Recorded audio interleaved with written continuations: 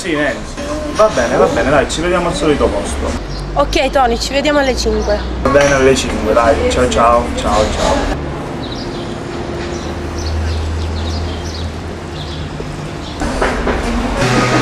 Tony, te lo posso dire una cosa? Se veramente ti sei innamorato, io ti consiglio di dirmi. No, ma Nancy è la mia migliore amica. Più tardi prova a dirglielo, però non vorrei rovinare tutto. Vediamo, ci proverò. Bocca al lupo, frate. Ci sentiamo dopo. Va bene, dai, ciao ciao. Ciao, ciao. Nancy. Bravo. E allora? E allora io volevo dirti una cosa importante, Nancy. Dimmi, come mai così sei? Che è una cosa molto delicata. No Tony, aspetta, non possiamo. Perché? La nostra è un'amicizia fantastica e non possiamo rovinarla.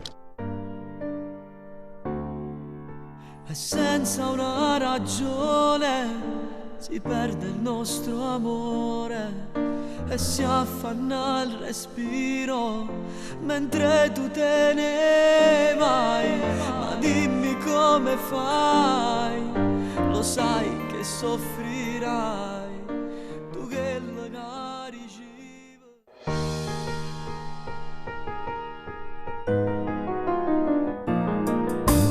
Non ce la faccio più, chi sta pensiero mi sta serena. Pensare a te mi fa star male, non ce la faccio a vivere senza te. Non capisco com'è nato questo amore mio per te. Volessi tornare per stare insieme a te. Oh, sacci che è sbagliata, non te l'ha già detto quando tu stivo vicino a me. Ma ti giuro non provavo che st'amore io per te. Chiano chiano è cresciuto che st'amore. Mi sto perdendo senza te. T'hai visto insieme a notte e che sto cuore si è fermato. Da tuo sguardo mi caga, pure tu sei innamorata. E presto tu darai il tuo amore a me.